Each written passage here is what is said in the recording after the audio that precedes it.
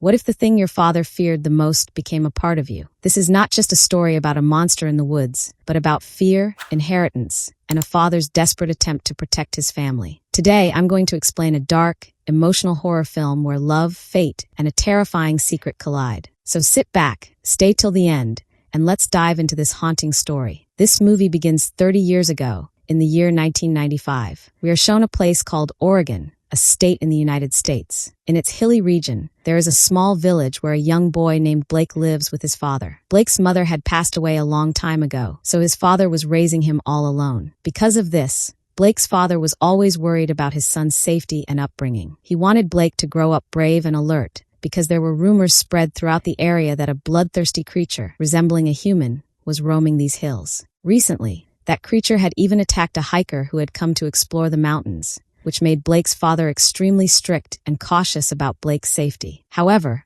Blake was just a child and had no understanding of these dangers. All he could see was the natural beauty surrounding him. He had no idea that such a terrifying threat was hidden behind this peaceful landscape.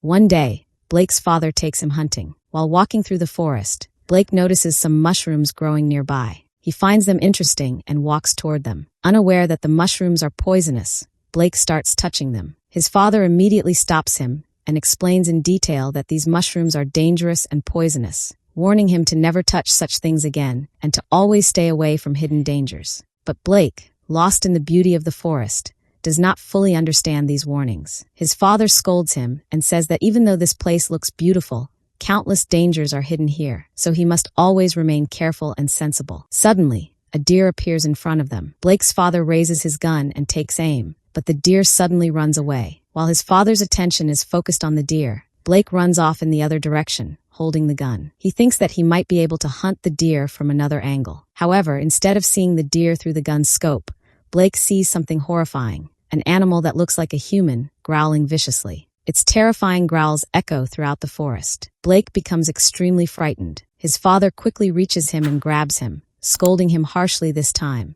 Although Blake's father only wanted to protect him, Blake himself becomes confused about whom he should fear and whom he should avoid, because the person he feared the most was actually his own father. Blake's father immediately runs away with him, and both of them hide inside a nearby treehouse. Peeping through the gun's scope, Blake's father sees the dead body of the deer lying on the ground. The condition of the deer is horrific. It has been brutally torn apart. It is clear that the same beast hunted the deer before they could, and now it wants to make them its next prey. Blake's father also sees the monster and immediately shoots at it, but he misses, and the beast escapes. Blake, shaking with fear, asks his father what that thing was. To protect Blake from fear, his father lies and tells him that it was just a bear. However, later at home, Blake overhears his father talking on the phone, saying that the beast is real, that he confronted it today, and that his son is in danger, so he must kill it. The story now jumps 30 years forward to the present day. Blake is now a grown man and a father himself, living in San Francisco with his family. He has a lovely daughter whom he loves deeply. Like every father, his goal is to protect his child, but not in the harsh way his own father did. Blake never wants to behave with his daughter the way his father behaved with him.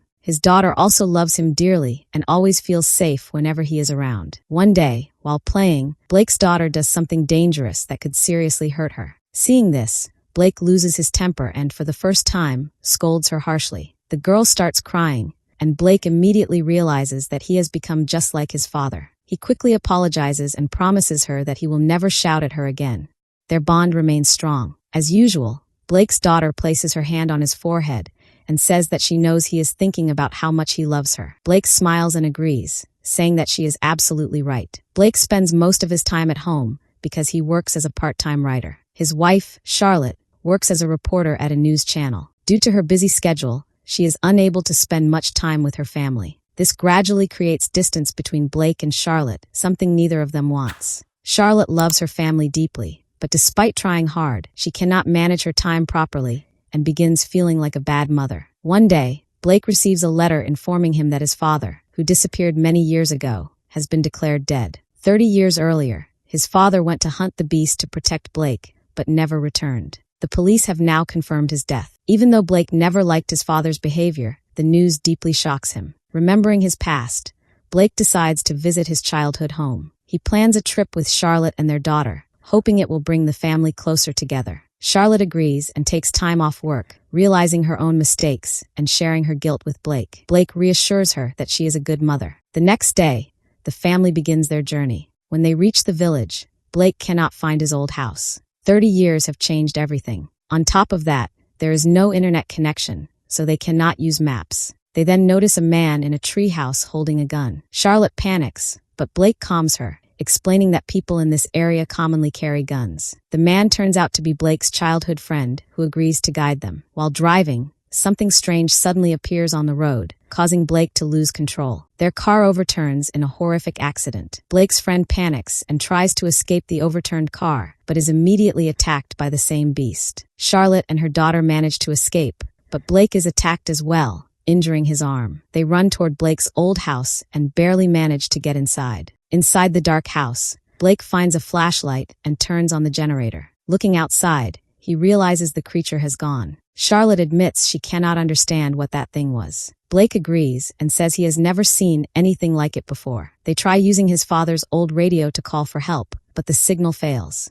Blake's condition starts worsening. His teeth begin falling out, his arm bleeds, and strange changes occur. Charlotte realizes the wound was caused by the beast's claw. She bandages Blake and goes to sleep with their daughter. Blake hears heavy footsteps, sounds only he can hear. Investigating, he realizes his hearing has become superhuman.